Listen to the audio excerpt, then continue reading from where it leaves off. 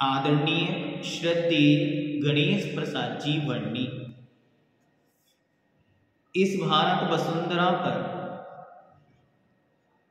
अनेक आध्यात्मिक संत हुए हैं जिन्होंने अपने जीवन एवं सत्कर्मों से देश, समाज व जन सामान्य का कल्याण किया है।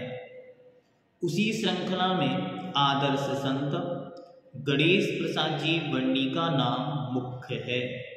बहुत सारे जीव अपने जीवन के माध्यम से, अपने आचरण के माध्यम से संसार के आचरण को सुधारने का बहुत महनीय कार्य करते। उनमें से ही एक यह महत्वपूर्ण व्यक्तित्व हैं जिनका नाम है गणेश प्रसाद जी वर्णी। जो लोग बनारस गए हों या मध्य भारत में जिनका जन्म हुआ है, उनको बहुत अच्छी तरह ज्ञात होगा कि वर्णी जी के द्वारा खुलवाए गए गुरुकुल, स्कूल, बहुत महाविद्यालय ये बहुत ही प्रसिद्ध हैं। आपका जन्म असोज कृष्ण चतुर्थी विक्रम संवत 1931 में उत्तर प्रदेश के ललितपुर ग्राम के ललितपुर जिले के हसेरा ग्राम के एक वैष्णव असाटी परिवार में हुआ था। आप जन्म से जैन नहीं थे, वैष्णव परिवार में आपका जन्म हुआ था। आपके पिता का नाम हीरालाल एवं माता का नाम उजियारी देवी था, जिन्हें वैष्णव होते हुए भी ब्रह्मकार मंत्र पर अगाध श्रद्धा थी।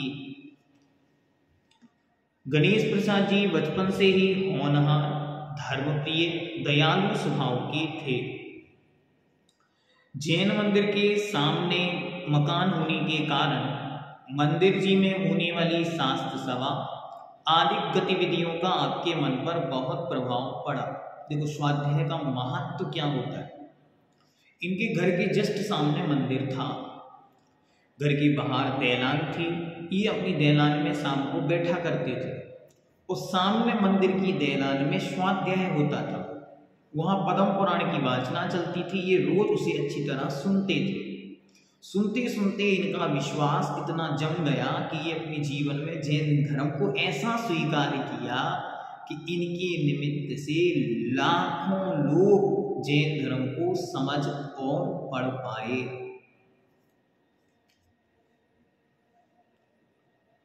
वे शीघ्र ही अहिंसा, अनिकांत, अपरिग्रहवाद आदि जैन सिद्धांतों से प्रभावित होकर जैन धर्मावलंबी बन गए। उन्होंने स्वयं ही रात्रि भोजन का त्याग कर दिया और पानी छानकर पीने लगे। उनकी रुचि धर्म आराधना में विशेष थी। उनकी ज्ञान पिपासा और धर्म पर दृढ़ आस्था से प्रभावित होकर धर्म प्राण जैन महिला चिरौंजा बाई ने उन्हें धर्मपुत्र के रूप में स्वीकार करके जैन धर्म व दर्शन का गहन अध्ययन करने को प्रेरित किया। तब उन्होंने मथुरा, जयपुर, काशी आदि बड़े बड़े विद्वानों से विद्या अर्जन की। अपनी विनम्रता, सादगी और लगन ने अनेक विद्वानों को प्रभावित किया। उन्होंने विद्या ग्रहण करने के लिए दर दर पर भटकना पड़ा और अनेक कष्ट सहन करने पड़े।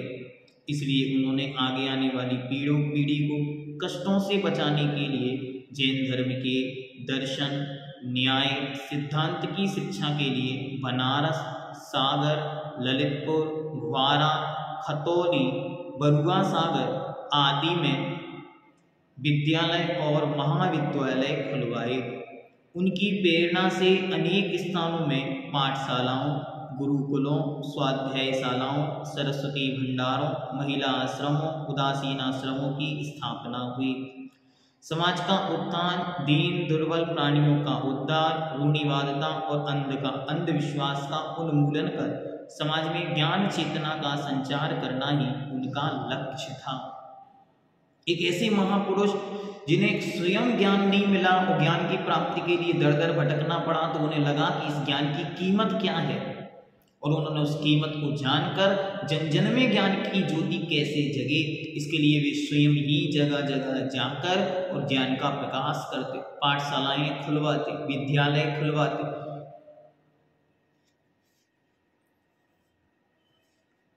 दीन दुखियों के लिए सर्वस्व दान करने को भी सदैव तत्पर रहते थे। उनकी दृष्टि में सभी मानव समान थे। वे कहते थे प्रत्येक जीव धर्म, श्रद्धा, ज्ञान और सदाचरण से अपना कल्याण कर सकता है। वे संसार, शरीर और भोगों से उदासीन थे।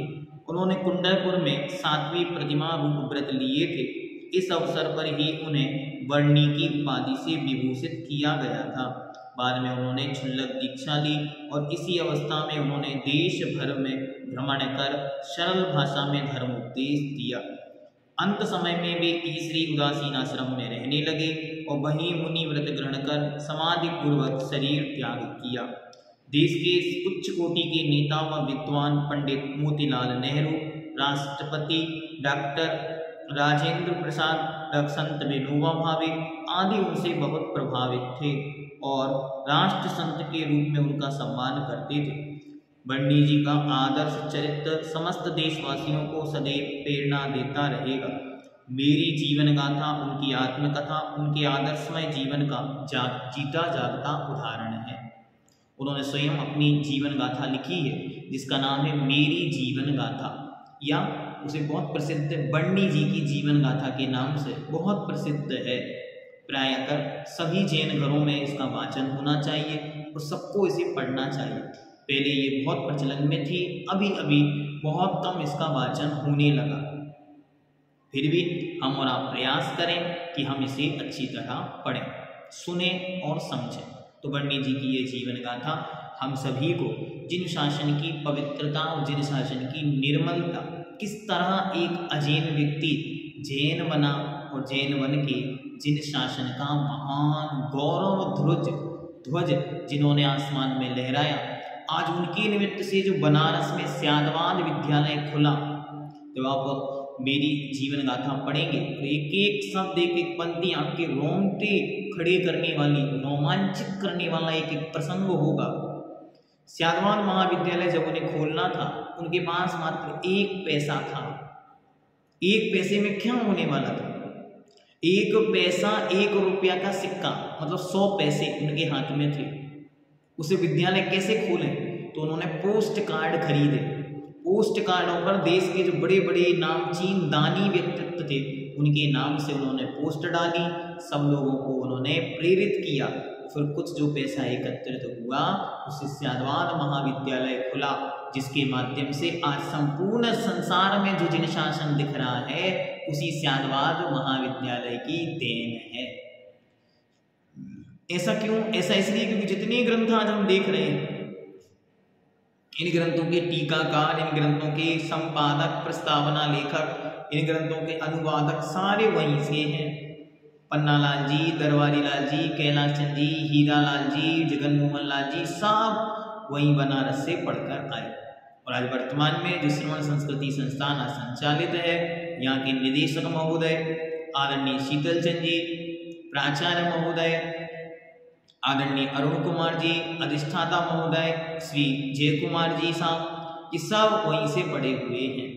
तो ये एक महान गौरव, और हम सभी इसे एक सुर में संकनाद करते हुए कहते हैं। और श्रवण संस्कृति संस्थान का गौरव जो अमर हो रहा है, उसे देखते हुए इस वर्ष 2 वर्ष पूर्व जब गोमटेश्वर बाहुबली महामहोत्सव हुआ, तब वहाँ पर संपूर्ण विद्वानों ने एक मत होकर, संपूर्ण साधु समाज ने एक मत होकर मंच से उद्घोष किया था कि 20वीं सदी स्यादवाद महाविद्यालय बनारस की थी, तो 21वीं सदी श्रवण संस्कृति संस्थान की है।